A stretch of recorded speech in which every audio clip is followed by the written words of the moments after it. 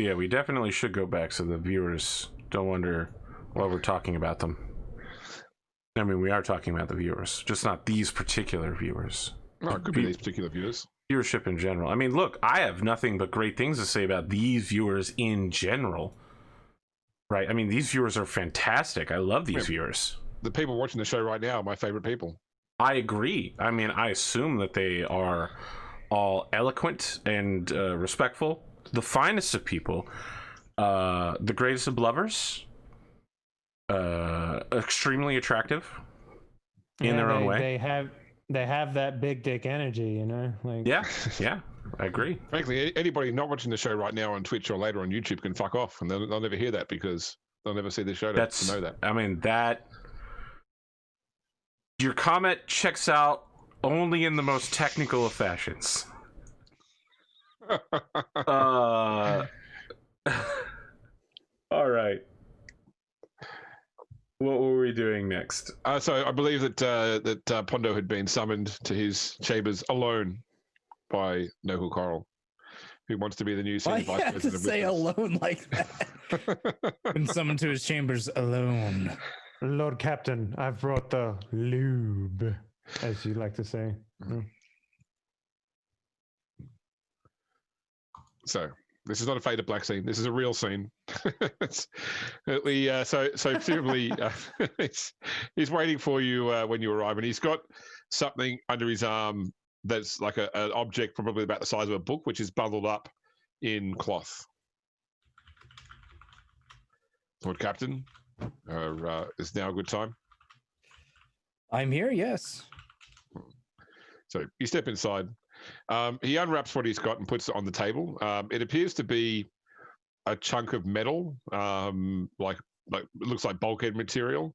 It's been clearly like melted on one side, and the other parts would have been like cut away using some sort of torch. I spent some time examining the wreckage of the breach around the gun deck. That's where we lost the most people in that recent translation.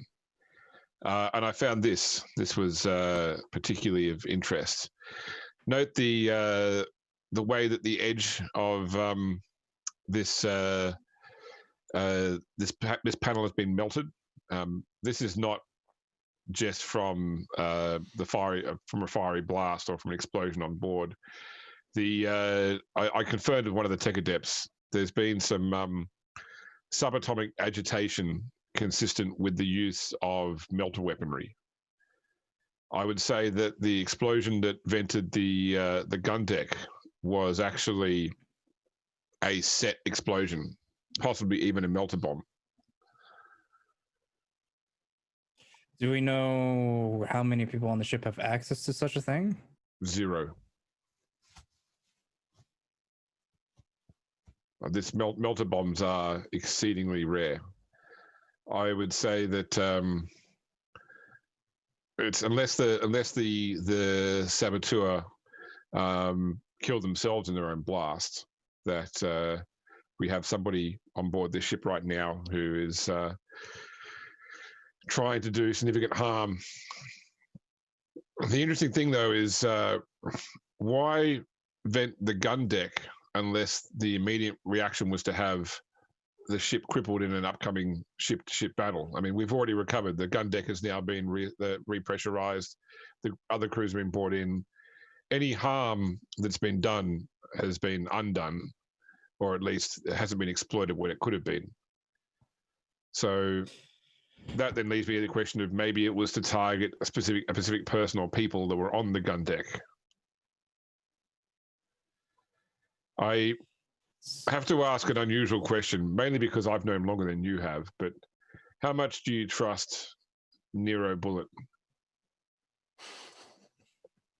That's Pierre's like just looking at him and trying to really think about that. I would say Go ahead. Sorry. He was trusted previously on the ship, so I put utmost trust into him. He has remained very loyal as of right now, despite all the gray actions and acts that we've done so far. He logged a call with, well, he logged an incident near the location of the blast moments before it occurred, regarding a aspect of the warp particular to the journey, and then he left the area immediately before the explosion occurred, and so therefore was not harmed by it. In terms of means, motive, and opportunity, I think he probably ticks two of those boxes. He was there. He has the right to use your authority to acquire goods, and thus could have acquired such technology off board the ship. But I see no motive. I cannot think of any reason why Nero would want to do harm, especially after spending so long whipping that team into shape. But yes,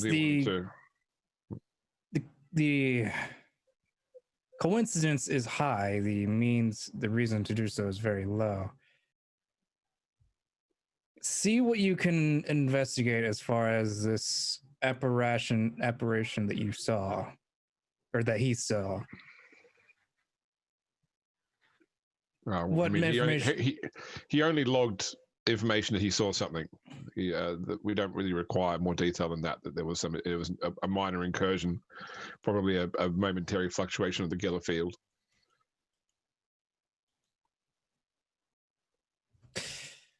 I simply wanted to bring this to you before. I wasn't sure whether to read Nero into this just yet, given his closeness to the incident, but I wanted to bring it to your attention first.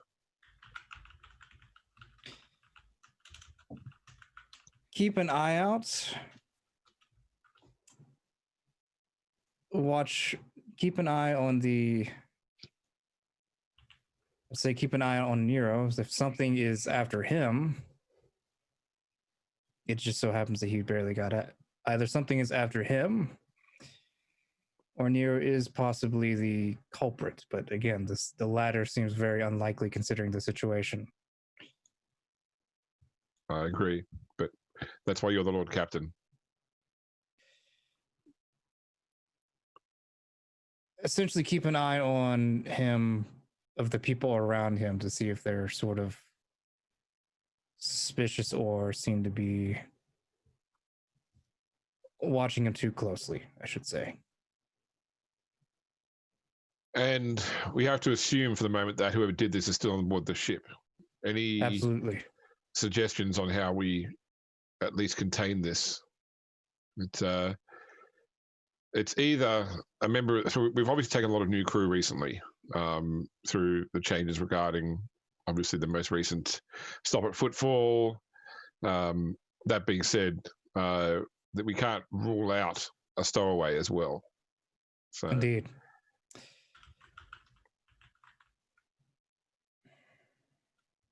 We just recently cleaned out the dark portions of the dark ship, holds. didn't we? Yeah, I mean, there will always be dark holds. Let's have the dark holes checked again. This time, anything. Well, honestly, just kill everything on sight. That isn't. I hesitate to say this, but there is actually one individual who's recently come on board the ship who has the power to acquire melter bombs. Who?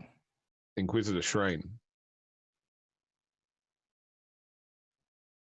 Once again, the motive eludes me, but it's hard to tell with the Inquisition.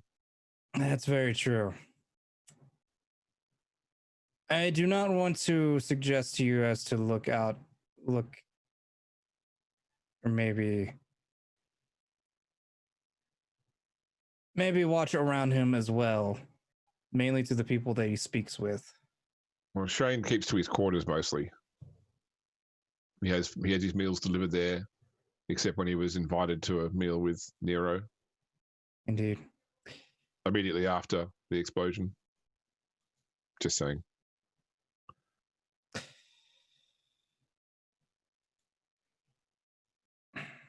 This matter is very peculiar. And we'll have to see what these incursions are capable of.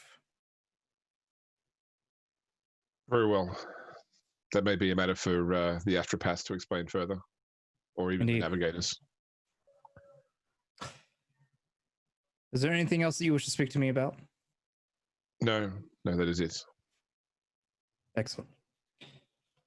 Very well, you can carry on. And let me know if you find anything else that is of interest. I feel like Coral always leaves by backing out of the room rather than like walking out of the room. I imagine he does it like very slowly and ominously as like the light shot makes a shade over his face. What?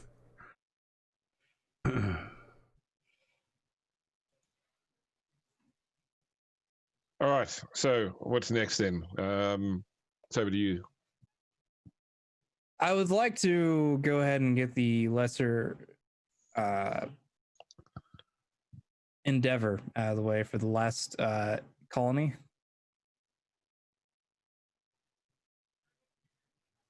So doing Yeah. any sort of colony stuff is much easier to do at a colony. And okay. the ship has been preparing to do another warp jump to Solitude to try and get where you were going in the first place. Fair enough. I guess Unless you want to do something with these prisoners you've got and the gear you've got before then. That was the We do need to next do plan. something about Lyris.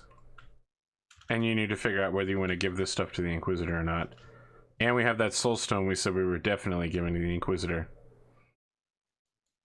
I was keeping this also. Oh yeah. Oh, I thought you were going to give it to... Alright, well listen, you're the Lord We were Captain. going to give the box to the Inquisitor. I like the soul stone because it's shiny. Alright, that's creepy, but sure. It'd also make for a very ominous and cool looking desk lamp. I would be glad to have a scene with Cassius Schrain giving him the box, which is like a sphere box.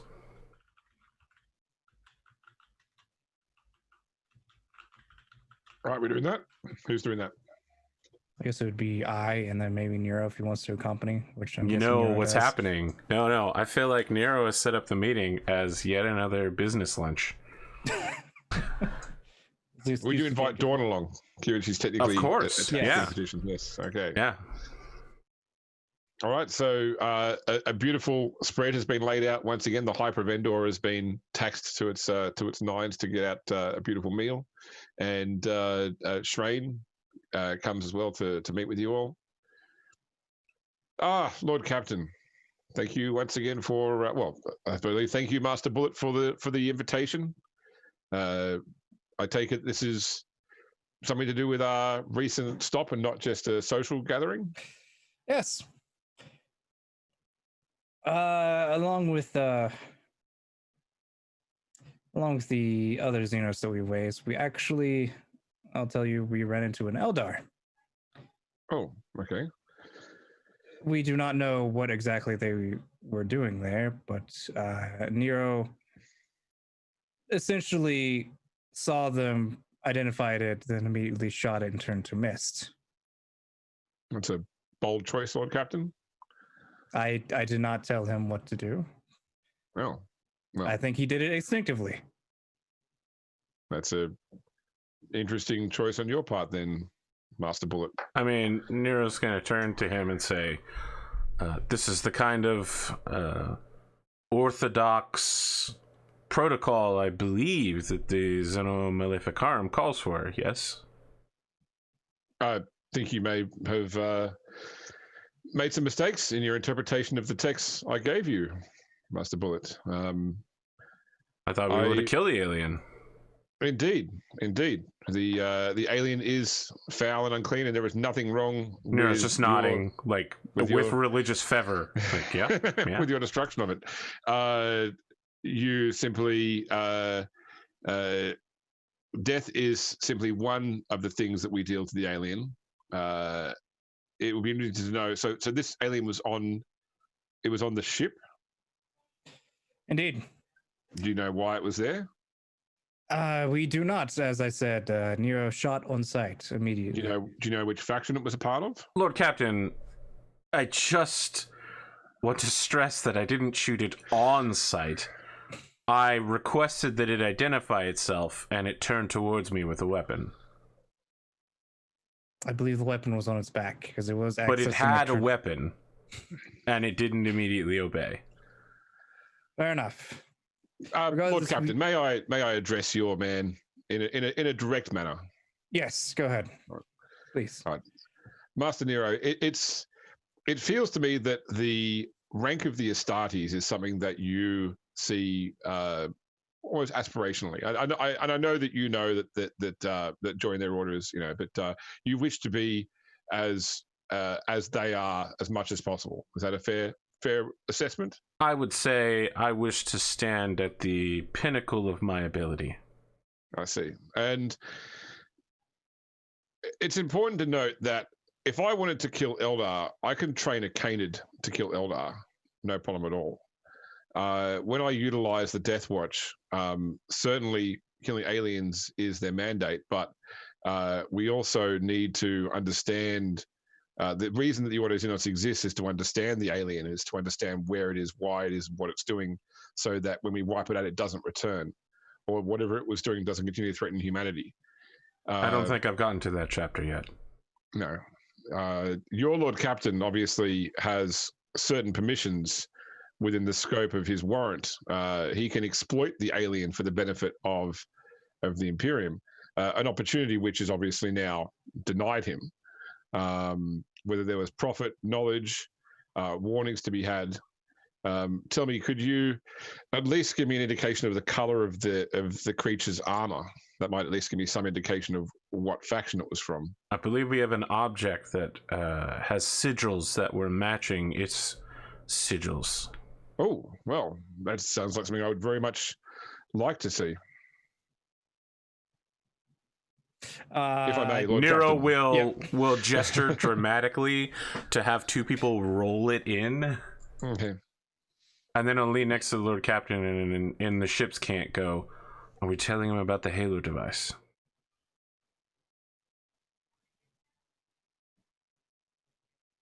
Maybe.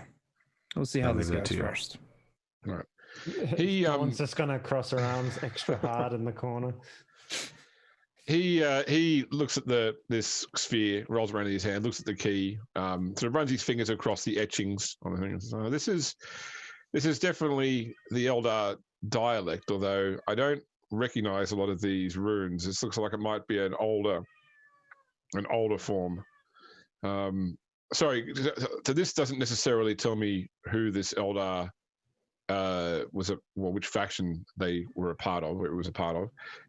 Yeah, so you guys give it a base. You want to give it a base description of the armor it was wearing, for example. Were we able to see the color at least? Yeah, I described it. It was black, glossy black armor, like beetle black armor, with like bone colored sashes and ribbons. Okay, then he would tell them. Okay, I wasn't sure if we were able to get it before it was shot at immediately. Okay, no worries. Well, in that case, there could be a couple of different factions, one of which is very powerful, but nowhere near this region of space. The other, much more likely faction is a Corsair group known as the Crow Spirits. A particularly troublesome group that has caused problems on the edges of the Calixis sector for over a century now. One that the Ordo Xenos has failed to completely eliminate. In fact, in some ways, we were considering a tact change, eventually trying to reach out to them and at least try and better understand what it was about this sector or the Calixis sector that was making them keen to attack. Maybe we could find some common ground to end their involvement in the sector and get them to leave. But yeah, the particular Corsair prince that leads them is we know has a distinct hatred of humanity, as we do of them, of course. I would like to inquire that you mentioned before that the Eldar had taken an interest in me. Do you know which specific faction of them?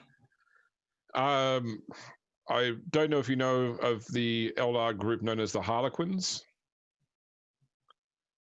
They are a distinct faction within the Eldar that are they venerate a capricious god, and they guide their actions largely by chaos and prophecy. And when I say chaos, I mean the randomness of the universe rather than the gods of the warp. Probably of all the Eldari factions, they are at once both the greatest benefit to and the greatest threat to humanity, for their goals can never truly be understood. In many cases, not even they understand to whose tune they actually dance. And what was the other group that was a possibility as to benefaction of this? The one that we met. Oh, so this is one of their powerful, they call them craft worlds. A craft world, I believe they call Ulthway. But if my current intelligence led me to believe that that craft world is on the far side of the galaxy to where we are now, would be, and before you ask, not nowhere near the Jericho Reach, so unlikely to have come through the Jericho Warp Gate. Yes, this sounds more like the actions of the Crow Spirits. Also because you don't really see single... I mean, I see you only saw and killed one, I assume, yes? Yes. Yes, you don't tend to see... They were accessing a terminal on the light cruiser. They actually hinted to us that Kagrot? Shoot, what's the name of it? Damn it. Sorry, I'm out of character what you were trying to allude to there. The name of the creatures that were on the ship. Oh, Rakgol. Rakgol. Yep. Yes, the Rakgol have a dislike of high temperature. I see. Captain, could I trouble you to call for one of your astropaths to come down here, please? Certainly. I think Pierre just goes to like a Vox and order someone phones down. them in. Yeah. He places the sphere down in the keys. The Eldar are a largely psychically active race. It's possible that a psycho could determine more about the origins, or at least the purpose of this device. I should let you know though that this is obviously alien technology. If the psycho is able to somehow activate it, it could be quite dangerous for the psycho. You have, I assume, multiple on the ship, so worst case scenario, you can handle the loss of one. I believe so. Yes. We may yet get some information from this Eldar as it stands then. Very well. Shall we enjoy a meal, at least while we wait for your attendant to arrive? Absolutely. I want to be clear that at the start of this meal, Nero was very excited to inform the Inquisitor how he immediately killed the alien. And now... all joy has been removed from him. I did the right thing, Papa. Looking at his food. Sulking. Pushing it around the plate, you mean? Yeah. Bacon has lost all of its taste all of a sudden. That sounds impossible. All right, an astropath arrives, and he sort of summons them over, and he asks them to sense what they can about the device and the key. The astropath sort of picks each one up in turn and sort of rolls them over in their hand, and appears to be doing whatever they do in order to reach out to it psychically, which to you just looks like staring at it intently. Although probably a couple of times, like the room drops a couple of degrees in temperature, or the walls around creak, as walls of ships always do, but it's more ominous this time. Finally, the astropath picks both up at once, and as they do, like there's a sort of a dawning of recognition on their face, and they bring the key to the edge of the sphere, and the key seems to absorb into the metal, and then the metal begins to sort of change shape, and structures come out within the sphere.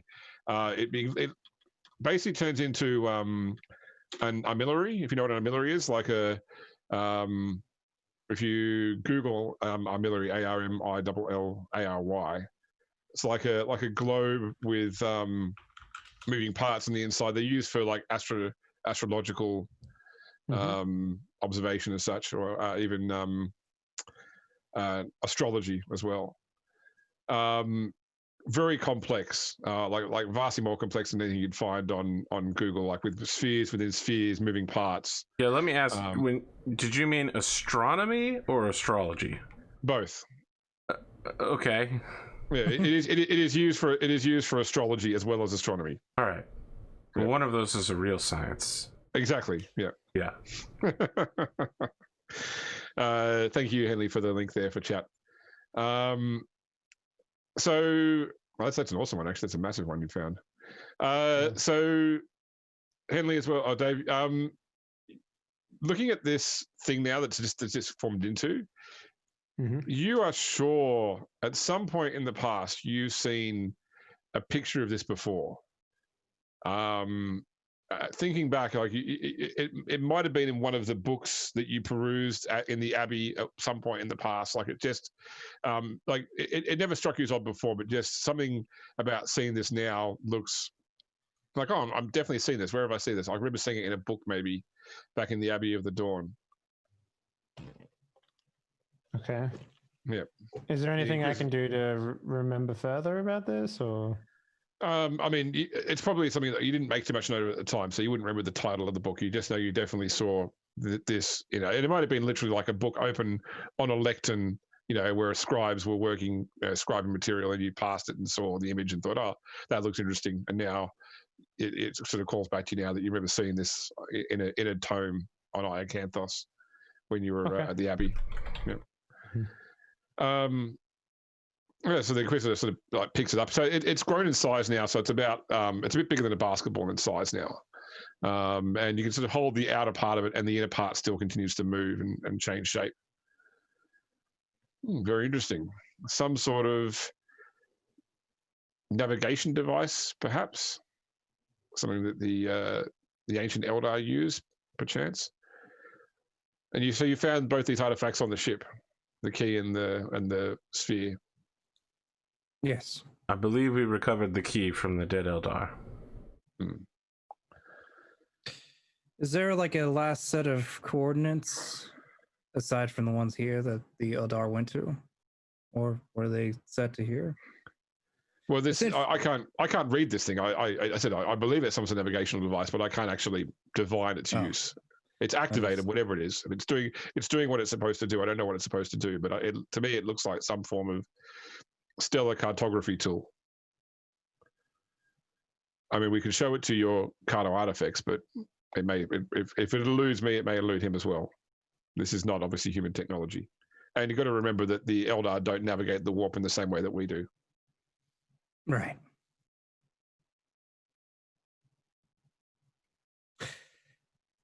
He sort of turns back to Empath. Do you think you could maybe turn this off?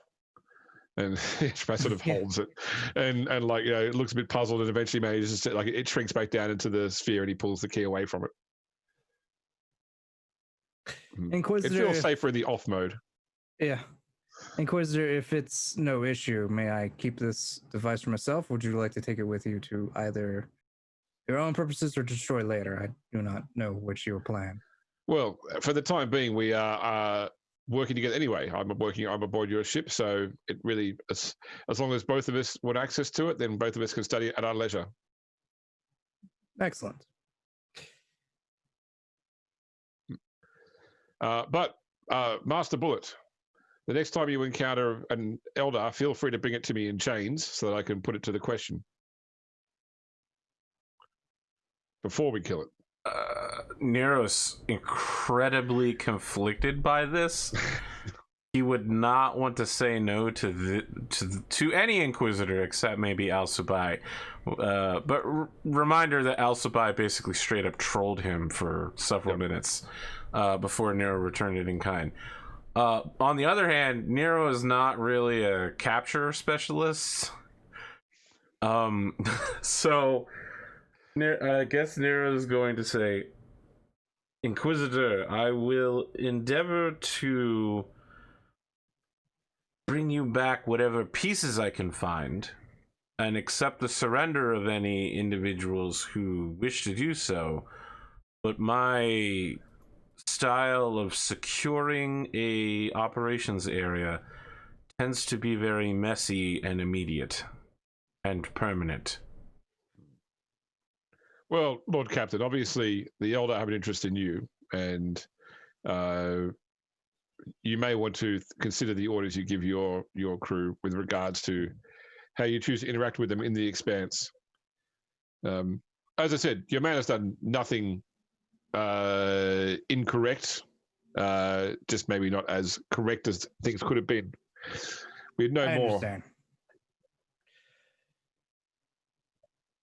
Oh, I feel compelled to inform you about another piece of what we found. The rat ghouls, there was a artifact that these hired miners or archaeologists that were put down there found a crystal that contained genetic data. I should. I can't. Halo device. Yes. Mm. Yes, these are very dangerous. They found it and didn't destroy it immediately, and mistakenly brought it upon the ship, which I'm guessing attracted the other rat ghouls because they seem to have just wanted to surround it, not necessarily directly interact with it. It linked to a crew member of theirs, but we encountered it and managed to kill it. And the crystal was destroyed along with it. Do you know where the rat ghoul came from? We do not know. I don't suppose that it might have been attached to, because they were essentially trying to get into a maze that's down on that planet at the moment, but they decided to dig down and recovered some artifacts.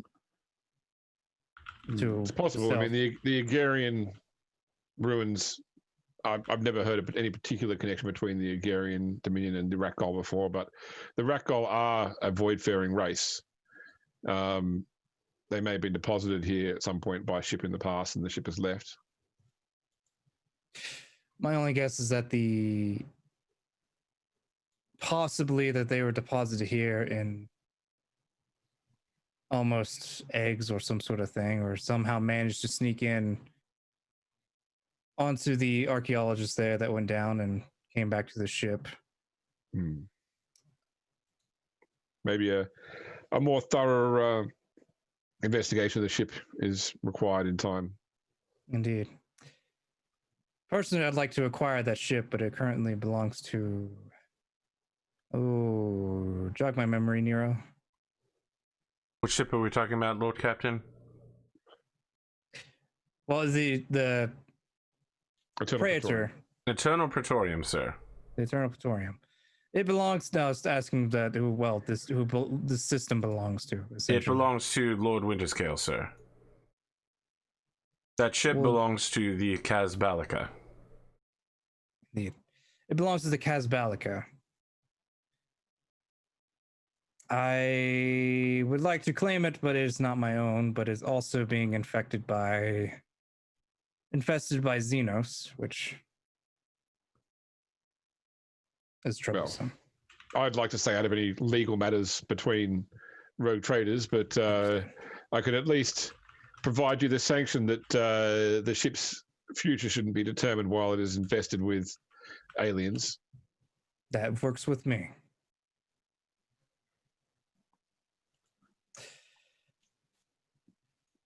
All right. So I'll have a letter of quarantine drawn up. Excellent. That the ship is to be left alone by any who would claim it until the matter has been resolved by myself or my agents. Excellent. At least buy me some time to barter for it. Or Inquisitor, I don't know if you wish to investigate the ship further, or if you would like to have us be on our merry way. I think that this problem is not going anywhere anytime soon. You have other. Last I heard, you still had a colony in open rebellion.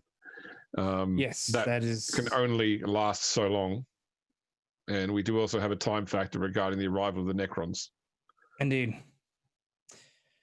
We were actually heading that way first, but then we got lost. It Yes, seems. I recall. Well, perhaps he points towards the sphere. Maybe there is some providence in the capriciousness of the warp today. Nero flashes back to all of his men exploding out the gun deck moments after he walked away. Of course, Inquisitor. It is as you say. Does Nero sometimes have like a single tear, like just one? No, but Nero turns towards Dawn and says, Sister Dawn, are you going to be giving any sermons on the Emperor's great and powerful glory anytime soon? Or anything really uplifting or motivational? You're welcome to join my regular sermons if that's what you're asking. You know? Are they uplifting and motivational, or are they more like fire and brimstone? Well, the fire underneath us always lifts us up if that's what you're asking. I'll It be sounds there. like both. Yeah. If you excuse me, compatriots, I must go clean my weapons and then thank them for their great service. So, are there any other actions you guys want to take in this sector before leaving to head to Solitude? I don't know if there's any more I could take. We could kill Lyris. George, toss some tear gas grenades in there and let it work out. I mean, we could just have him walk out an airlock. Yeah, we're moving into a new cell. It's got an inner door and an outer door. That'll work too. You know what, Nero? You have fun with it. I'll give you that permission. Very well. I mean, I'm not going to have fun with it. He just should try to kill us, so... Fair enough. And then lied about it. That's the saying. It's like, do what you feel like you want to do. Sister Dawn, how do you feel Yes, about sir? purifying criminals live for the crew? I don't know if you're into that kind of thing. I don't want to box you into anything that you incorporate in your religion, but we do have someone in dire need of theological restructuring, possibly biological restructuring. Do you believe that he has committed acts of heresy that Yes. he himself should have an opportunity to repent for? Yes. You were there for his heresy. He nearly killed us. So I will, I guess, inform you, Nero, that anyone who wishes to repent for their actions is welcome to. Yes, But it is not something that I generally force upon people. I understand. Perhaps before you I'm gonna turn put a like bolter between his head. let's assume this conversation took place directly in front of his cell, and I'm gonna turn to him and say, "Your options are an airlock or repentance. Which one would you like to pick?" Repentance? Before you say Just- repentance, it's going to be very painful, and if you don't have full faith in the Emperor, you will die painfully. Just There is. tell me. Let me just jump in here, Nero. It is not painful to repent. Your screams are simply how your previous acts of heresy are purged from your body. It is not painful to bask in the light of the God Emperor. I agree with that.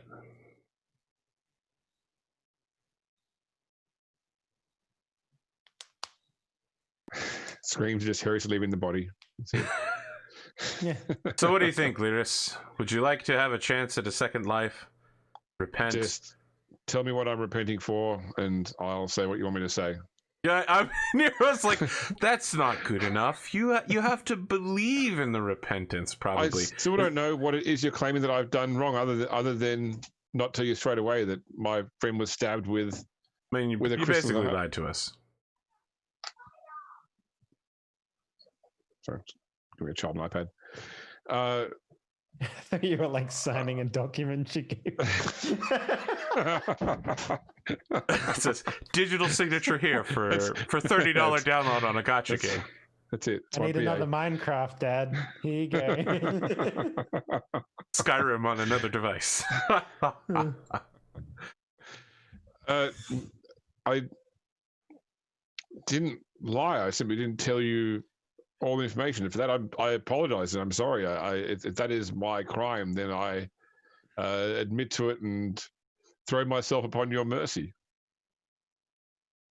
What do you think, Sister Dawn? Are you feeling merciful? It is not my place to cast stones, Nero. That is the Lord Emperor and Lord Captain who make those judgment calls. Okay, well, I was asking in a more like literal sense. Like, are you going to set this guy on fire, or do I need to throw him at an airlock? I will only work with a soul who wishes to redeem itself. Well, he seems to want to redeem himself for his obstruction.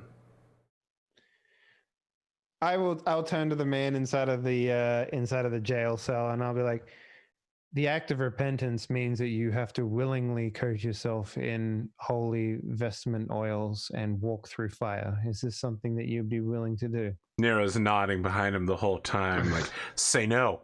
Say no. It's preferable to taking the same walk out of an airlock. Well, I assume the other one you won't really be walk. Is it actually a walk, Nero? I'm very unfamiliar. No. Oh, with yes. your- We walk him into the airlock, and then we close one of the doors. Uh-huh. You know what they say? When one door closes, another door opens. So I'll turn to the man as like, you should see this as an opportunity to better yourself. I will guide you through this process. And if you come out the other side alive and well, you would be cleansed of all heresy, including past grievances that you might be holding within your own guilt. Okay. All right, let's do this. Nero's very It is- sad. So I'm going to delay this because I wish to find more people who want to go through the procedure as well. Okay, no worries. Because it is like, there is a ceremony to it, right? It is not just like, okay, here's some fire, go, go, go, go, go. No, it's not like that. It's like he has to spend a couple of days in contemplation, has to get himself in the right mindset for it. Also, the fact is that, it's better to be as a spectacle to bring more people over to the fold as well. So, I mean, perhaps certainly during a sermon or something like that, I'll mention that there are more brothers that are coming into the fold that wish to purge themselves of heresy, and others who are willing to join, that there will be a ceremony very soon that they're welcome to join in on. Okay. I mean, certainly you get the impression from him doing that, getting ready for this sort of thing, that he doesn't feel like he's actually wronged you guys more than just, not giving the full information. But he probably, on some internal contemplation, probably has some other things in his life that he really needs to repent for, Yeah, it's generally the opinion of Dawn that most people have committed acts of heresy to some degree, because it is human to error. It's like the Catholic Church. You're a sinner the moment you're born.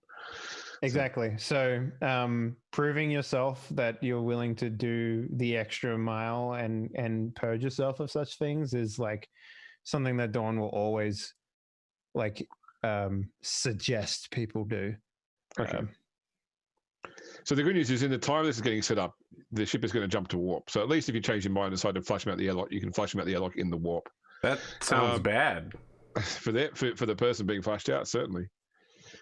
But it doesn't let the warp in, because the Geller field is like a shield which goes around the ship, but they'll be thrust out into the warp, which would not be good for them. All right, so we're going to do the navigation thing before we work out whether you actually make it to solitude this time. 99.99s. Arthur, you did the last roll last time, so you can do the first roll this time. So your navigator needs to attempt to locate the Astronomicon, which is normally a difficulty 40 test. I'm assuming that Pierre's going to make it 50. So it's a... I would like to make it more, but 50 is fine. Plus the ship's detection as well. So the detection on the hand, it's actually pretty good from memory. 25, so it'd be 75. 75.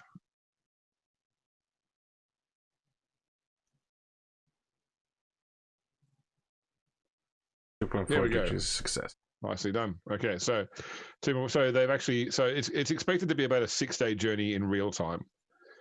All right then, Dave. Why don't you roll to see how they go charting the course, which is a warp navigation test plus 10. So that's a base of 40 plus 50 for Pierre saying do it well. Plus Is 20 there like for a the 2 macro I degrees. can use? Yeah, or something? Because There's one that. Well, you could just do /roll100 if you wanted that? to, but it's But quick macro bar. Oh, well, no, that you doesn't you matter. change Okay. that number there, but there's no quick macro. Okay, so what am I putting in? Sorry. D100. D100, and going to be looking for a 70 or less. Okay. I'll just do that. Oh. Yep. Okay, so it's looks like a pretty good warp trip this time. Okay, now finally we need to see what the encounters of the warp are like. So Pondo, would you please roll me 2D100 and we'll pick which one we use. Oh, we still got to do this? 99. No, that we've already made sure to avoid that. So Okay. 87 or what was it, 80 plus 7? You did 2D100. It's I like did 2 2D100. Okay, Yeah, so it's right. an 80 and a 7. Okay, so your choices are either Plague of Madness. General madness infects the crew, and without swift action, bedlam can ensue. Sorry. The Or, madness is everyone wants to be purged. Yep, or all's well, a safe journey that that wise captains will savor. I don't know. I'm The gonna go with madness all's sounds well. pretty good. That Madness, one I don't know, sounds pretty great. all as well sounds like there's a trap there, though. I don't know. That doesn't seem right. I mean, the trap is we're still alive. Yeah, so basically 76 or above is nothing happens. It's good. So Oh, so you want to roll high? yes. Gotcha. Okay, so during the warp translation, you do your ritual, Dave. Uh-huh. Yep. So let's just see. What did we do for this last time? I think we did a. I want to say we did a charm last time. I think it was charm. I or think it was something charm. Yeah. like- Okay, so I'll do that. Let's see. Do I have anything that helps with this at all? Not really. I don't think. That's a nice stitchy logo you drew on my title screen there, by the way, Arthur. So Thank you. let me ask you a question real quick. This gentleman that we're purging right now. Yep. What saving? was, You're saving, I believe. yeah. What was his role beforehand? Was he like a very talented person? Would you say? He's basically he's like a merchant. He's a merchant that's fallen into organized crime, and he's charismatic. So he is like a actually he's not charismatic. Sorry, he's most of his skills are to do with leadership and administration. So he's basically been administering this particular dig to his master's wishes. Okay. Because if there's ever someone who willingly stepped through this process with me, Yep. that I would deem to be someone that's, I guess, skilled, both as like a warrior and as like some other things. I might try and make him an assistant or something like that if he survives. But for the time being, I guess. All right, so charm. Yep. Oh, that's pretty bad. 98. I think I'll re-roll that. Okay. You think so? Yeah, I think so.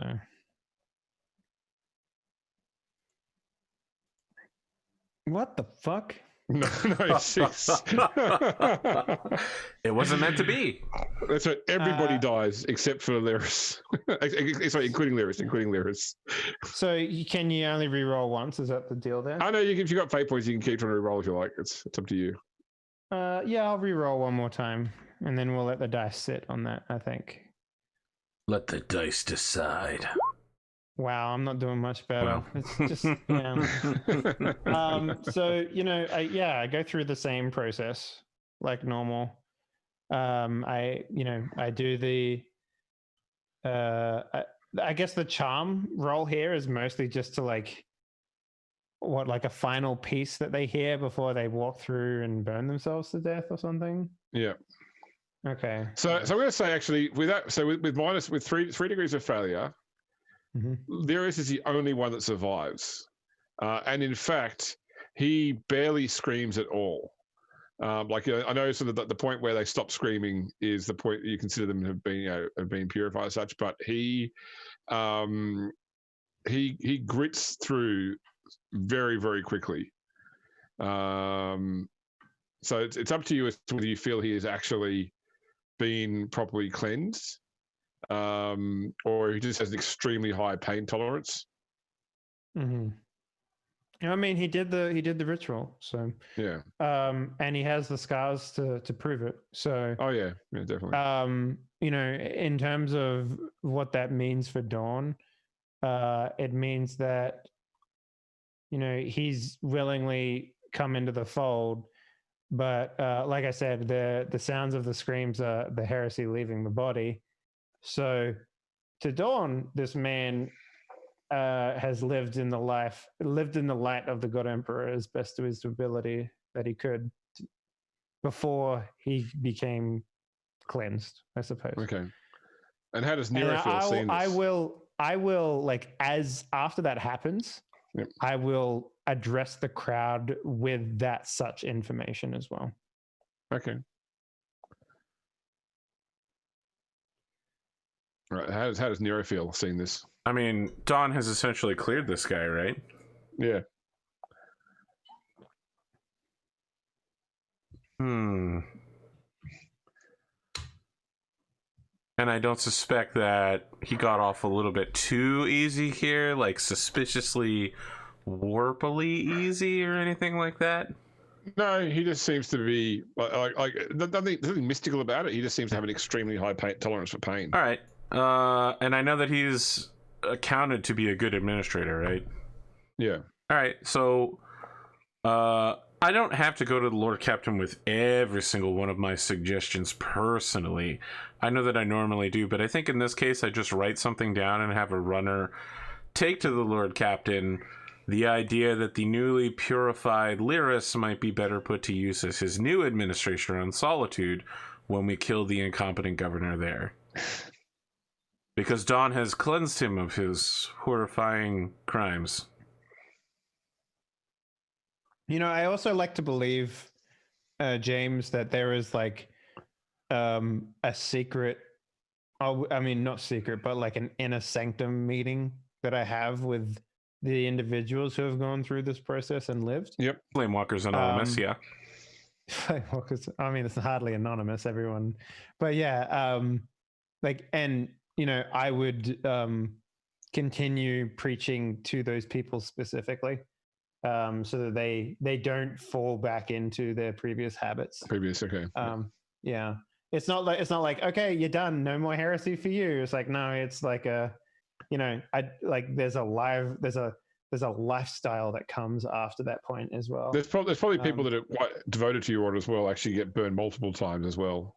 So there'd be like people that are like the thrice burned or whatever, that sort of stuff. So yeah.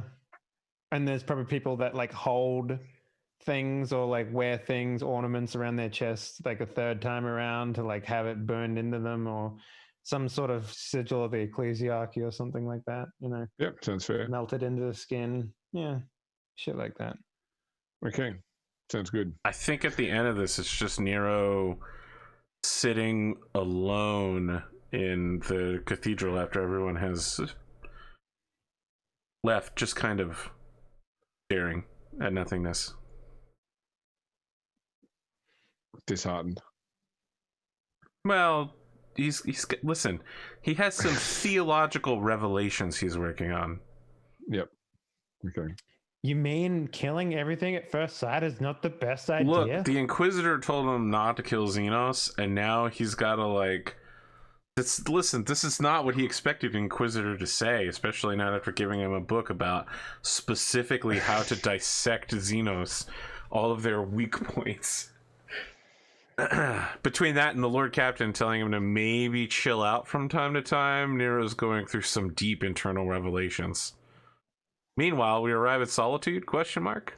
Yes. Yep. So the journey only takes 4 days of real time, but that feels like about 2.5 weeks in the warp, which is actually pretty good for a trip to Solitude, to be honest.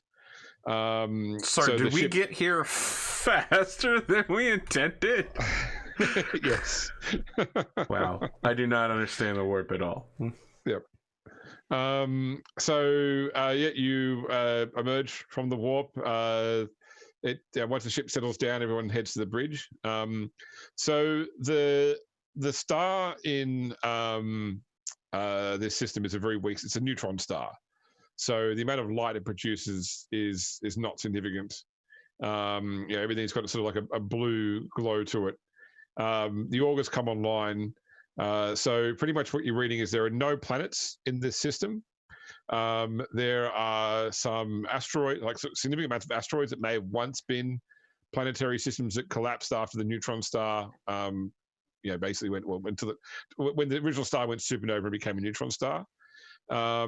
There is a Wayfarer class station hanging in space here, which appears to be Solitude Station itself.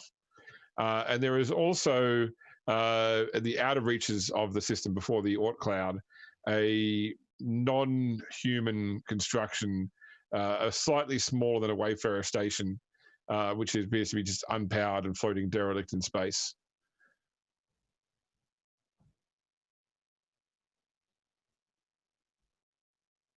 Lord Captain, what's with this derelict floating thing in space? That seems weird, right? It does indeed. I mean, your logs, what was recorded in this system in your sort of notes is pretty much just a Xeno artifact exists here. But Wayfarer Station isn't exploring the artifact. Wayfarer Station is mining the asteroids. Is there something in the book that Mother left talking about, or is that the notes you're speaking of? But basically, whatever it is, they never spent too much time examining it. Xeno technology wasn't really of much interest to Lady Cowles until apparently she found the stuff underneath the ship on Regina. Right. There was apparently the asteroids in this particular sector are mineral rich, and so Wayfarer Station was used. She'd acquired the station somewhere else and pretty much just dropped it here to mine the asteroids, and told the workers just to ignore the Xeno artifact floating in space. The looming Xeno artifact. Yeah, I mean they can't see it from the station as such. Space is big, but you always do pick it up.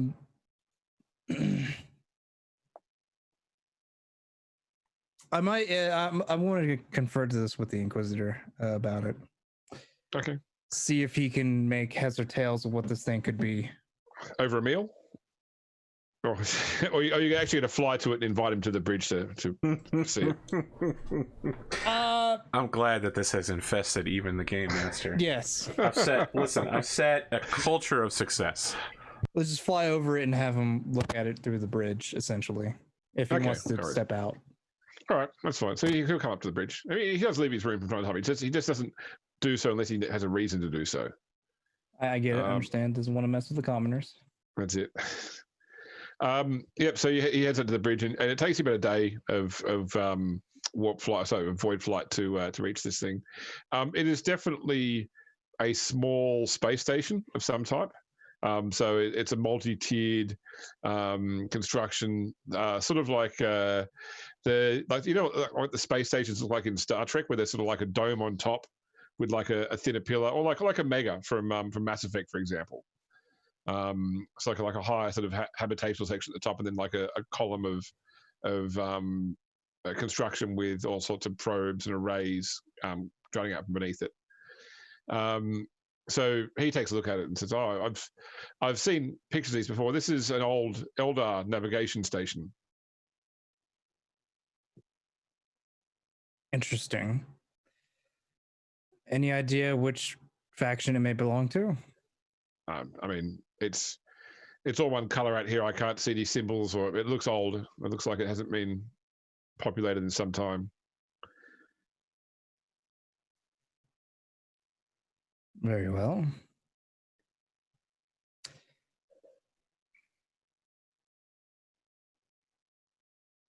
I suppose I'll leave it be for now. It doesn't seem to be doing anything. If you want, I'm happy to. I could probably learn some more inside, but it's up to you. It seems old enough that I don't think I'll find much information about the current Eldar situation going here by examining it. Although, if at some point in the future you're looking to get on the good side of the Eldari, then potentially this is something you could offer them, since it is in your system. Nero laughs like, that's ridiculous. Then he stops laughing and he resumes being very stone-faced. That's what I was thinking. I was trying to see. Brilliant move, Lord Captain Inquisitor. I would never have thought of that.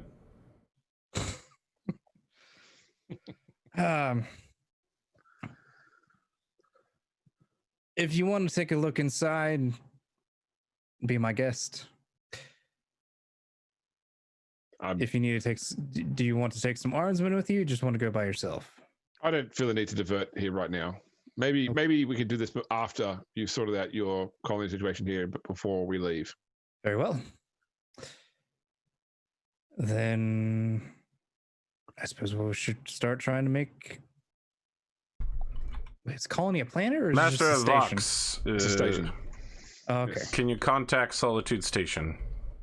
Yes, I'll get them on the comm now. Yep. All right, you wait a little bit, and eventually they said, I've got a carrier coming through, putting it on the overship Vox now, or on the bridge Vox now. Lord Captain Cowles, it's a pleasure to welcome you to Solitude. This is Canicus Cromwell. So Lord Canicus Cromwell, your administrator on Solitude Station. I bid you a most fortuitous welcome, and I'm glad that you have been able to answer my need. I take it you have brought forces to suppress our minor uprising? Indeed. May I? Well, I'm going to inquire, and you will tell me. What led to their uprising?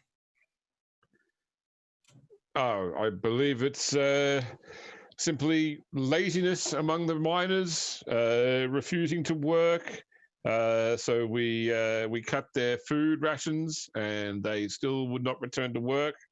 And we attempted to, shall we say, persuade them through force of arms. And unfortunately, given their numbers, they were able to repel such actions. And then since then, we've been able to sort of regain control of the primary mining installation in the asteroid field.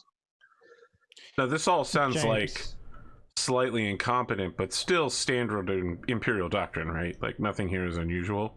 No, that's right, exactly. Okay. So, James, I have a question. I was reading about like what is considered heretical by the ecclesiarchy, and rebellion comes up a lot. Yeah, definitely.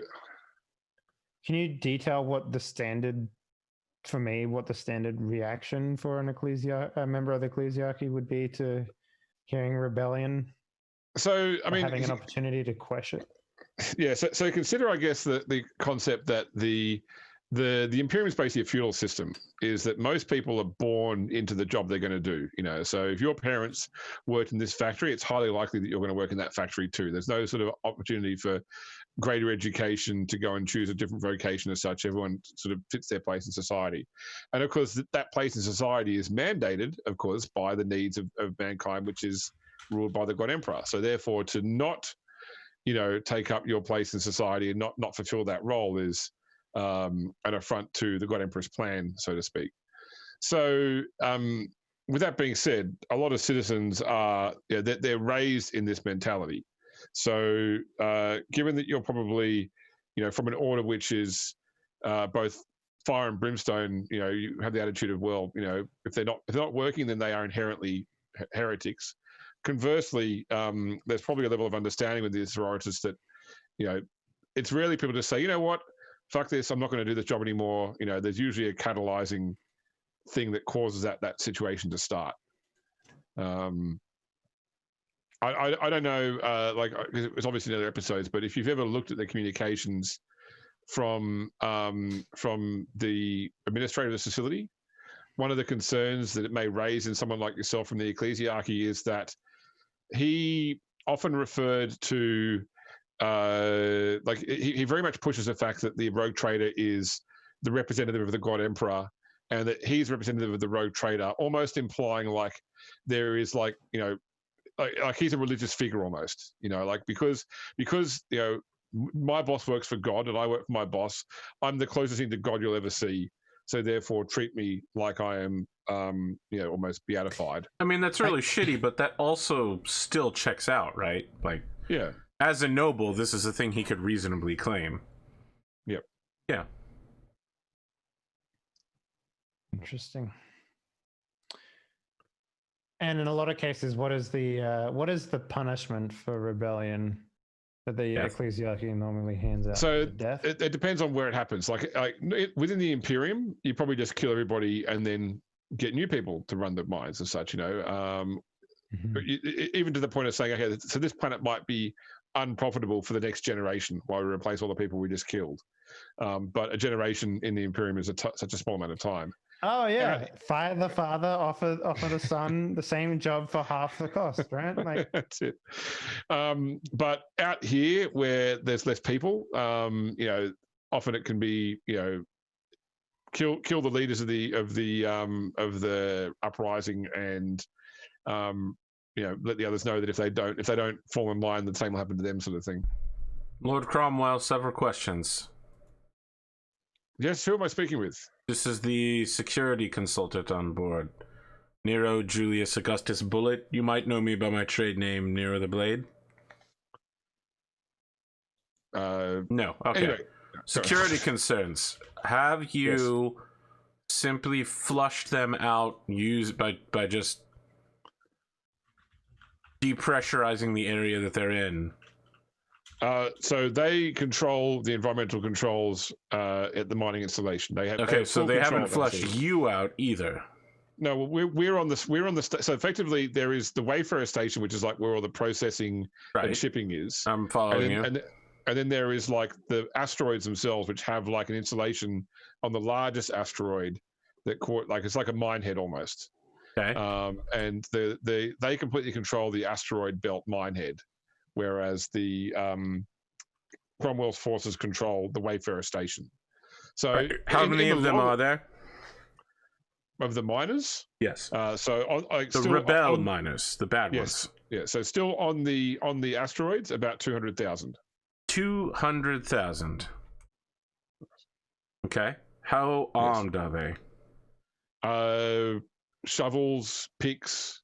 They may have been able to clean a couple of auto guns from the forces they overwhelmed there, but for the most part, they are effectively unarmed and unarmored.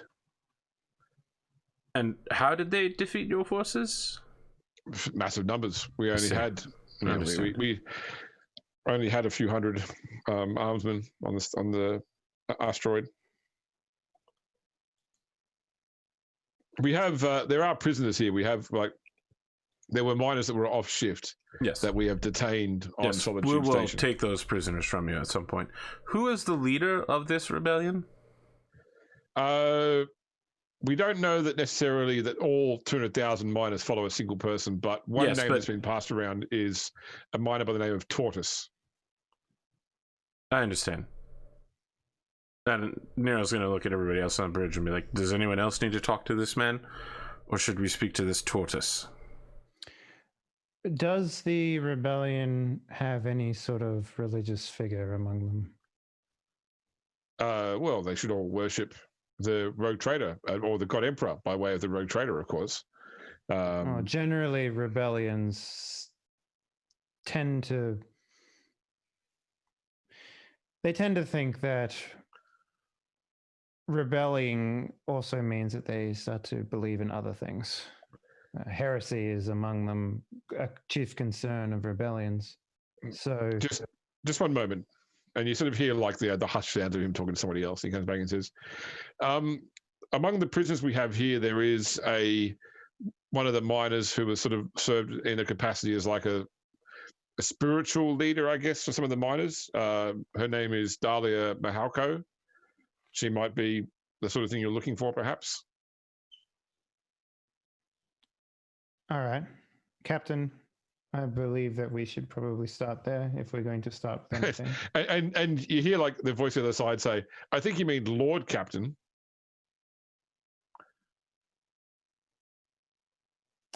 Lord Cromwell, you're still here, right? Yes. Why don't you send all of those prisoners over on some shuttles to us, and then kindly shut the fuck up while we fix your problem? Indeed. And then I cut the Thank you, communications line. Yeah. So, yeah, it's like, my apologies, Lord Captain. I was out of turn, but thank you. It is Nero. fine. I need to speak with this gentleman soon. Lord Captain, while we wait for those prisoners to arrive, I was going to have Master of the Vox see if you can get a hold of the other asteroid stations to speak with the rebels. my only concern, Lord Captain, would be that if you speak with them directly, you acknowledge them. Do you suppose I should wait to fly over there with armed men to... I am only offering an option that perhaps someone else could speak with them and learn their concerns without having to say, if this man claims to have spoken with you to his people, that gives him a much greater level of authority in case he is disloyal. That is my only concern. Otherwise, it is your choice entirely to speak with him, and there is no other reason not to. These people could simply be misguided in some way. The Lord Canicus Cromwell does not bolster me with the greatest of confidence. No, that's what I'm wondering, if it's just his own incompetence is the issue, or if he's feeling himself with such a large ego that they are just simply sick of it. To play whatever the Warhammer version of the Devil's Advocate is, since there isn't a devil. Yeah. These people have rebelled against lawful imperial leadership, so someone will have to be made an example of. If the rebellion, Lord Captain, is turning towards mutiny against the God Emperor, I don't think it would be his lack of leadership that would be causing such a thing. But if the miners are of sound mind, then it would be quite obvious as to what is causing the problem, would it not? Indeed. So I suppose we should wait for the spiritual advisor to get onto the ship and question them personally. If they have been in contact with the rebels first on themselves, perhaps they can enlighten us as to what their mindset is at the moment, whether it's something to do with our current administrator and needs to be replaced immediately, or if something that we have to do is look for replacements for a bunch of crew. Nero's going to switch over to Rogue Trader Camp and say, shall we have the Inquisitor join us during this interrogation, or at least maybe walk past, looking very inquisitory? I don't think the Inquisitor will be of much use, as to these people probably do not know of the Inquisition. Nero nods like, yep, that checks out. I apologize, Lord Captain. I've been so deep in inquisitorial documentation lately. I forgot that at the beginning of the show, I also did not believe in the Inquisition. Indeed, you just learned about them a couple months ago. I know. Is it true that most people don't know about the Inquisitorium? I've known about them since I was a young child. Nero turns to Dawn and says, holy shit, when did you learn to speak Rogue Trader Cat? I've always known.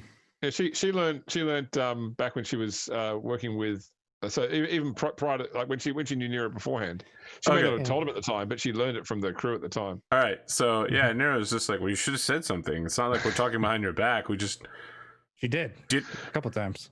What? We never talked about Dawn. I was just listen. This had nothing to do with Dawn. It was about not letting the Inquisitor know about this. Anyway, I simply like to listen, Nero. That is all. All right. Well, I'm great at talking. Everyone says Nero. That's who you send to negotiate. So I want to be clear here that according to the information that you're getting sent from Wayfarer Station, they have about 30,000 prisoners. All right, so that is a problem. Yeah, they'd be transferring you more prisoners than you have crew. All right, I call Cromwell and tell him to only transfer like the premium. Yeah, 300 or fewer premium prisoners. Like, yep. Like this. No. Oh wait, no, it's specific. We send Dahlia Maleko and anyone who is family members with high-ranking rebels, like Tortoise's like family, if they've got something like that, maybe his cousin, send those people too. Okay, well, let's see what they can do. Are you looking for character witnesses of Tortoise or something? Yeah, but also like hostages. Yeah. Okay. Look, you can learn a lot about a person by talking to their cousin, but also you can torture their cousin to death. So I also like the idea that Dawn's sitting there. It's like, yeah, that makes sense. Nero's asking for character witnesses to work out whether or not this rebellion is of the sound mind and of the God Emperor. And Nero's sitting over there being like, how many fingers am I going to have to pull off today? So it should be noted that Nero doesn't have interrogation yet. He can't get it until level 3. But you do have intimidation. Yes, I do. Yes, which can be just as effective.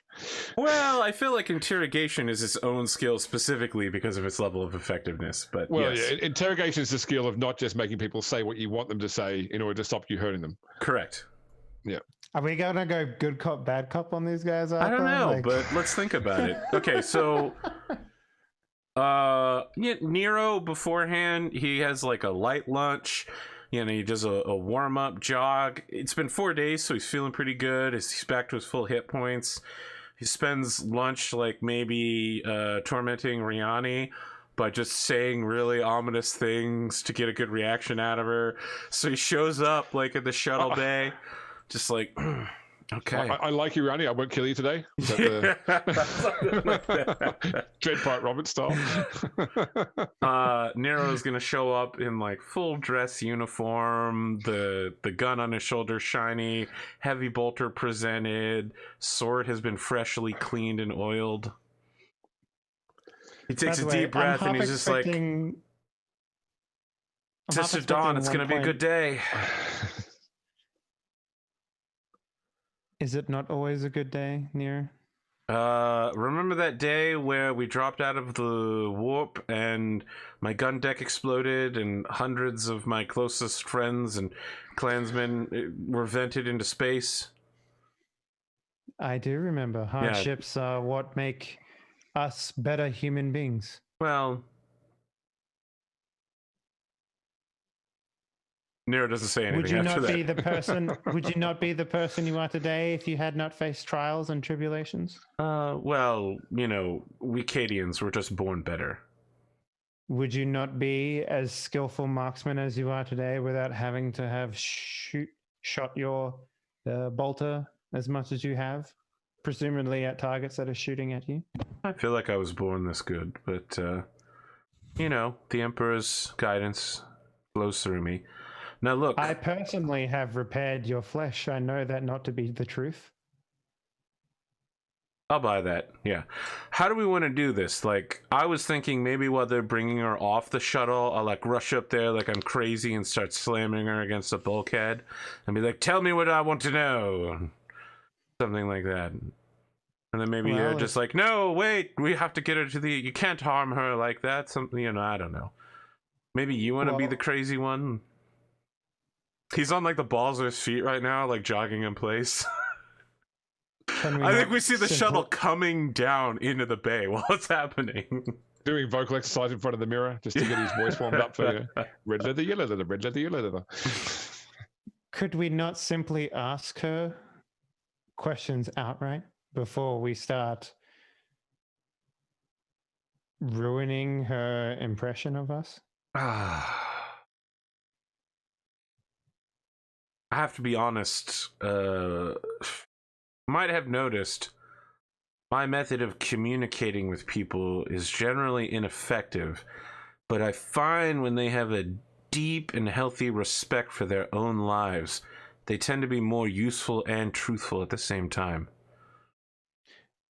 You do realize that you and I are capable of having conversation without any sort of animosity between us, yet you seem to be incapable of doing this with other people.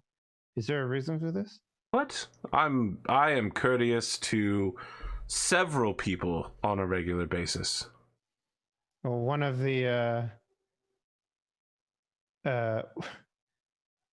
there are several people on the ship that you torment on a daily basis. In fact, I believe I overheard you tormenting one simply a couple hours ago. Riani? Well, look, the thing is, we really have to watch out for Riani. I want her to do well, but I also... She is a mutant, so I want to make sure that she has a proper and healthy respect for the God Emperor, but... She is chosen by the God Emperor himself. You should respect that. Is she? That is how the system works, yes. Really? I didn't know that. Look, the thing is, I would literally die for Riani. Then perhaps you should tell her this. I mean, I feel like I've physically demonstrated it at least once. Well, I believe that communication starts with actually communicating with words. All right, so while the shuttle is landing, Nero's gonna walk over to one of the wall phones and just be like, put me through to the navigators. I need to speak with the chief navigator.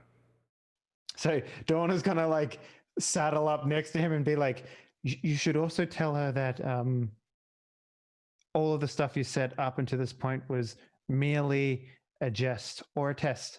I'm not sure which one you'd prefer. I don't think anyone's going to believe that. I meant all of it quite seriously. See, I don't believe that. I think you put on an exterior that you, like a face, an extra face. So Nero's going to keep staring ahead, but the gun turret on his shoulder is going to swivel to look at Dawn. She'll wave. Nero's gonna like speaking on the phone. Voxman, put me through already. This is taking way too long. So, so a voice comes up. This is Riani Zentai. Riani, I didn't want to Nero. leave you with a bad impression earlier. I realize that I may have tormented you again, but it's really only to keep you on your feet. You know that I have nothing but the highest level of respect for you and your ability to navigate the warp. Your resistance to chaos is exceptional. Your use on the ship as both a crew member and as a piece of the ship, I hold in the highest regard. All right. There's like a moment of silence, and you hear her say quite quietly, "Are you okay? Do I need to send help?" No, I'm perfectly all right. I'm going through some revelations, and I didn't want you to feel uncomfortable. You know, I sometimes might appear that I am tormenting you just for fun, but it is my job to make sure that you're taken care of and safe. And are you competent. Are you dying, Nero? No, well, I mean, we're all dying, Riani, at various rates, but I am, last time I checked, intact. Okay, well, thank you then, Nero. All right, I have to go torture somebody, so I'm gonna hang up now. Just gonna hang up the phone and go walk over to the landing bay and just be like, all right, station crew of Solitude Station, which one of these people is Dahlia Machaleko, whatever. Okay, Malgo. She steps forward. So she is a short woman, probably only like about, say, 5'2". And she's got like a dusky complexion. She's not voidborn. A lot of the other people that work here look voidborn. She's clearly had like at least part of her skull and eye socket has been fractured and then healed badly. So her eye is basically like healed, almost completely closed. And she's got other sort of scars from probably recent beatings that have just been left to heal naturally. She's wearing just like the sort of typical jerk or like tunic and pants that the miners would probably wear, although she has got like a necklace of like the symbol of the ecclesiarchy around her neck. And otherwise that she's just she's as dirty as you'd expect someone who's been incarcerated for like the last 3 months, along with 30,000 other people in a holding facility would be. She looks just a bit bedraggled. All right. I mean, I'm just gonna be straightforward and non-murderous with her and be like, do you believe in the power of the God Emperor? Yes, I do. Why are these people rebelling? Because short answer, very short. The administrator has taken away all right to worship and has been blind to the threat of the mutants within our community, and has allowed heresy to take root and threaten us.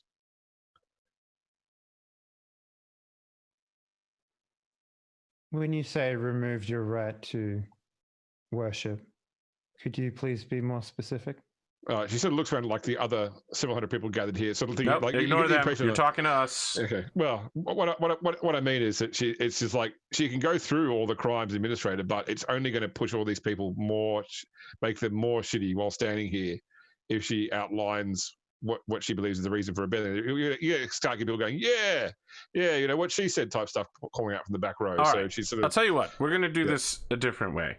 Wait here for a moment, then we're going to return, and I'm going to walk away and gesture for Dawn to join me. So she'll lag a little bit and then sort of like scurry over. Nero's gun is swiveled behind him so he can keep watch on everybody. Yep. And he's going to say, I think that we should clean her up, offer her a meal, maybe offer her some medical attention, Medicaid attention, and then maybe get her in some sort of a mirrored interrogation room where the Lord Captain can hear this conversation, because it sounds like this is going to be a big one. I would, if you will allow me to, I would like to repair her eye socket and face. Yeah, I have no objection. You do whatever you need to. I'm going to go over and call the Lord Captain. So allow me to fade into the background of this scene. Okay. So I guess I'll walk over to her and I was like, I would like to extend hospitality to you first before we continue our conversation. That would be most welcome, sister. We only seek the help of the rogue trader, of the Lord Captain, to sort this mess out. If your words are true, and I believe them to be at this point, the rogue trader, our Lord Captain, will help. I give you my word as a lay priest of the God Emperor's Church that we are true and loyal servants of the God Emperor and of the Lord Captain. So I'll lead her away and get her washed up, and then when she's clean and she's wearing better garments that fits someone of her station, I guess I will do the thing that I do. The divine ministration? Yes, in order Okay. to heal her old horrible wounds and her new ones. Okay, we don't need to roll for this. You can deal with, like, because she's obviously been beaten several times recently as such, and so this is, these wounds are still fresh and easy to heal. I'm thinking, because we're now 8 minutes to the hour, do we want to leave the actual interview for the next session then? Sure, That's a good starter. Yeah. Yeah. So putting her in the best state of mind to be as honest and forthright as possible. Also, the idea before that I murder her. Yeah. Is it possible to heal like the old fractured eye socket and stuff like well, that? no, because you can heal wounds. Like, you couldn't heal like niggling injuries and such. Like, once something is healed as such, it is the way it is. And in fact, probably some of her scars that she's got, because she's got scars from before this stuff as well. But any of these fresh injuries that she's currently like walking with a hobble or her eye socket is damaged, that's the stuff you can heal. But where she's got old scars from whatever past she's had, those things are just part of her body now. They're not really an injury anymore. Mm-hmm. Okay. Yeah. And in many ways, like, because she's a lay priest, so she has the belief that scars are in some ways, a symbol of the faith that you've had. Mm-hmm. Makes sense. Yeah. But also there's a part of her that's just like, fresh out of the Abbey, and she's not used to seeing people horribly scarred to the point, or at least sisters horribly scarred. So yeah, it's a bit of a nuanced thing for her. Are we able to do the thing where we get items before we finish, or is that not? Technically, you can here because you are in a system that you can acquire stuff through. You can basically send off like Vox requests. Is there something you wanted to go for? Yeah, I would like to try and get the enforcer like carapace and a jump pack as well. You have to have a skill to use jump packs. Do you? Yeah. What's the It skill? requires pilot personal, which I think I gave you a price for as an elite advance when we were talking about the other night. Okay. Yeah. Well, getting the add-in would still be important. Yeah, you don't want to Boba Fett yourself. Okay, so that's so brings up to 47 now. In this, because this is a relatively small system with 90,000 people, I think I just double check if that's another minus 10 to acquire less than 100,000 people. I'll do the enforcer like carapace first. Oh, no, it's less than 10,000 gets harder. Okay, so the best quality enforcer like carapace is a +0 roll, so you're at a 47% chance to get that. Okay.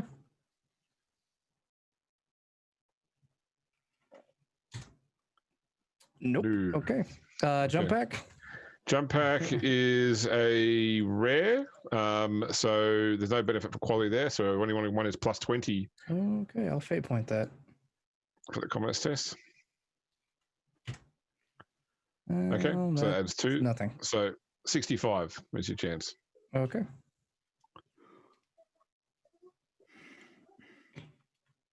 Nope. Okay. God, Batting dude. 1,000. Yeah.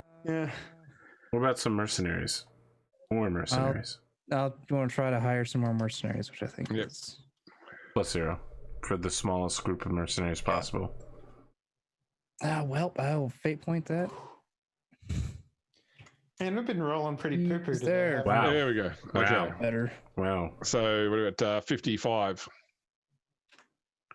For the folks at home only listening, he rolled a 56, which is a failure. Incredible. Unbelievable. Oh. Pondo, you are in so your much own way heresy amazing. in the system, man. Yeah. So much heresy. Oh man. That's a rough one. That's right. You can always start the next session with the same set of rolls. So I retroactively spend a fate point. Is it increased? No, I can't do that. that's it for today. Yeah. I guess next session we'll commence with a lesser endeavor, hopefully, to finally get the one thing done. And also interrogate and find out that the administrator here is a slob and an asshole. Well, I mean, it's probably going to be more nuanced than that, but No, I'm the God Emperor. Me. So you think? Listen, we should be way more worried about that mutant heresy problem that's Yes. apparently been growing. That's the one I'm worried about. So just to give you an idea from a rules perspective, so the administrator of the facility has the vainglorious trait, Right, which he's reduces useless. he reduces the piety of the station by 1. The piety Yes. the station's piety was 1, drops it to 0. When piety hits 0, you lose 2 order. The order was 2, drops it to 0. So that's how it's ended up. It's a cascading effect of having the -1 piety. Can we ask? So I need to murder this guy and replace him and everything. It's just fine. Let's talk about this build a new church. administrator that we gained this session. Reborn Lyris. Lyris the once flamed. What kind of stats are we looking there? Like, got to work out a trait for him every minute. let me just ask: is he vainglorious? He didn't seem No, very. he's not vainglorious. All no. right, so like in 95% of cases, he's going to be a better choice just based on that. Yep. Okay. Speaking of someone who you should be making the choice of 95% of the time, Pond of the Mad. Yes, I am Ponder and Pond of the Mad. You can catch me on YouTube or Twitch /Pond of the Mad. Or you can catch me here Thursday nights with BattleTech. Or you can find me Sunday night on my own channel, where I have a 5e Gestalt game where it is set in my own world and a world and setting. That's it. Okay, Dave, what do you got? Hey everyone, thanks for watching. Had a blast as always. If you want to follow my stuff, you can follow at Kinky Fridays or at Henley on Twitter. I don't do much streaming anymore, but maybe one day I'll get back to it when I got more time, but probably not. I'm pretty healthy and happy since not streaming, so yeah. But thanks for watching, and be sure to check out this new Cyberpunk game that we've got going on Wednesday, right? So, You're talking about 2020 plus a Cyberpunk 20 second Hell edition. yeah. Okay. Yeah, a lot of people have been trying to see what's up with that Dante Fierro character, right? So it's been good to talk to people about Cyberpunk again. So yeah. Dante Fierro. Who even is that guy anyway? Who is Dante Fierro? A man with His a weird family affinity love for throwing people off of buildings. It's not that weird. It's very straightforward. It's slightly inconvenient that you have to go all the way back up to the rooftop. I mean, I live on the rooftop, so it's only like a staircase I guess up. that's right. This is why you have AVs as well. Yes, I did have an AV, so I landed it on somebody, if I recall. Dave was like, a sniper attacks, and I'm like, all right, well, I just fly over to him. You did park a car on a guy. I'm very good at what I do. Okay. Speaking of someone who talks about AVs, Grimdark James. I'm wondering if you threw someone for tall building, if they had a platinum trauma team card, they could break it and get caught on the way down by. No, you would have to fall for 5 minutes. So the maximum amount of time they generally take is like anywhere between 6 to 12 minutes. And a human being in the game can last up to 6 minutes bleeding out. So depends on your level of insurance, I guess. Right? Yeah, that's what I was saying. Platinum. How hard it is to get to you. Platinum's the best, isn't it? So something like that. Anyway, I don't have a trauma team card anyway, so it doesn't really help me out. I'm James, Grimdark James, having a good time tonight. Thanks for playing. I'm sorry if it seemed like I was targeting Nero a bit in this session. That wasn't. I wasn't really doing that. It was just okay, good. Just making people think that maybe he was trying to blow up the ship, or. I mean, as Nero, I know that I didn't plan to blow up the ship, so I assume that if Nero did it, he would succeed. I almost got through as much as I hoped tonight. I did have a map drawn up that I can use next time now. I didn't quite get that far. If we need to use the map, we can. And I also made a figure for Dawn last night that I shared with Dave. So, yeah, hopefully we might see some action next time. We'll see how we go. Depends whether you guys decide to deal with it yourself or send in the clones. For reference, James, just doing some quick math here. In order for someone to survive the 5 minutes it takes for Trauma Team to show up, they would have had to been dropped like 10 and a half miles in the sky. So basically the tallest building ever created. Look, you're not taking into account wind resistance. If we're no, I am. I'm talking about terminal resistance of a falling human body. Yeah. Well, but a human body. You're not counting. You're not counting how heavy cyberware actually is. Yeah, how and much the resistance add. changes based upon how you're shaped as well. Resistance is not equal to your. It's not equal to your mass. It's equal to your Correct. if you Dave, spread out, you increase you're your saying resistance. that the weight of the object just pains me so much. The shape Hey man, of hey man, cyberware is heavy as fuck, dude. the weight of an object does not. Once you get past a certain point, like dropping a feather and dropping something that weighs a feather but is shaped like a square, have two very different drop rates only because of air resistance, and the heavier you get, the less it matters.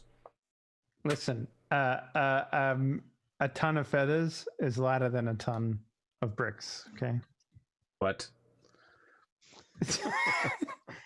Have you not seen that video? Don't worry, it's fine. Don't worry about it. Did I ever tell you, Arthur, about Halo archery?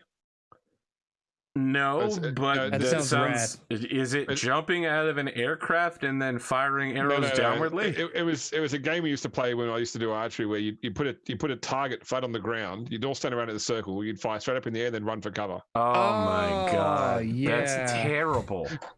And whoever's the last one to leave wins. Wow. It's like arrow chicken. I mean, look, I could see that if the target was like 100 feet away and on the top of like a pseudo castle wall, and you were looking to like noob tube people that way, but to intentionally do it at close range. How are you even accurate like that, right? Like it's terrible. If it was always who got closest to the target, like the closest arrow is usually like about 25 meters away. So. Yeah, I was gonna say, like, you lose all aerodynamic consideration when you lose a lot of arrows too in that process. Yeah, but when it tips over, never came anywhere near the park we were in. What's that called? The apogee or the perigee? When it tips over, it's just gonna go in a random fucking direction. So yeah. All right. Got anything else, James? No, that's it. I've given enough dangerous tips for today. Yeah, please. Listen, folks at home, don't do that with an arrow. Don't do it with a gun. I mean, we don't even need to go through the 4-gun safety rules. Just don't fire a gun up. It will come down somewhere. Yeah. Well, yes, it will come down somewhere, Bondo. That I'm laughing, but that's true. And it can kill somebody. Yes, guns can kill people. I mean, shooting them up and having its trajectory. Also true. It can still theoretically. No, go ahead. Go ahead. You go ahead. No, a bullet shot directly up and coming back down can potentially kill somebody. Yes. Anything fired from a gun can kill somebody. Okay. What? Your base assumption should be that is a true fact whenever you fire a gun. But what I'm saying is, even though it's lost most of its terminal velocity, it can still kill you. If it's arcing back down. Yes. All right. That's what I'm saying. Okay. What if we nuke the hurricanes? What, Jupiter? That's about the only place I could think where that would make sense. Sorry to all the Grey Knights in the audience.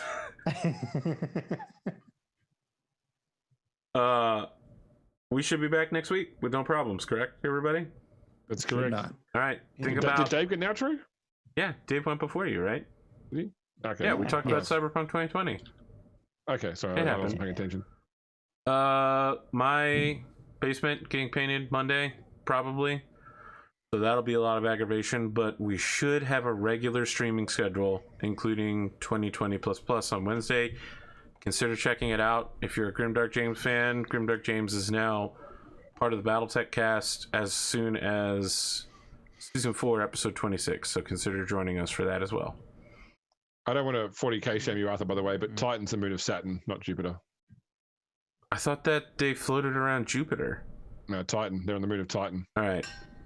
That's my bad. I thought for some reason they float. Who floats around Jupiter? I thought they had a secret Jupiter base. There was there is a base on Jupiter that was being held by the Alpha Legion back in the Horse Heresy, I believe. All right. Well, I Rogue don't buy into any heresy shit, so you don't see me out here cheerleading for. Well, it's the fight heretics. between. Yet. Yeah. What do you mean yet? Listen, the only other faction I deeply consider anything into is Tau, and I don't know very much about them. I just like the idea of pissing everybody off. Oh, great news for you then is Tao's Overwatch is pretty much relatively unchanged. I thought everyone thought Tau sucked now. Everyone thought that. No, they released more information on the rules for them. So it's not a stratagem anymore? No, it's still a stratagem. It's just Tau have special rules that circumvent that typically. Okay. All right. And they now learn fast light travel too, so they can get around the galaxy more readily. Wow. That's meaningless, but okay. Maybe in like 30 or 40 more generations, they might pose a threat to someone. Not the Imperium, but someone. I love the story of a Tau ambassador going to a hive city and being like, wow, there's more people in this hive city than there are in the entire Tau Empire. That's it. Have a good night. Unless anybody's got some closing thoughts. We're going to the Untitled, but drop your closing thoughts right now. Anybody? I gave you thought for the day. I'm done. Oh, the thought for the day happened at the beginning of the show. It's still the same day. Oh. Well, actually, not for you, is it? Not for me. Get wrecked. No.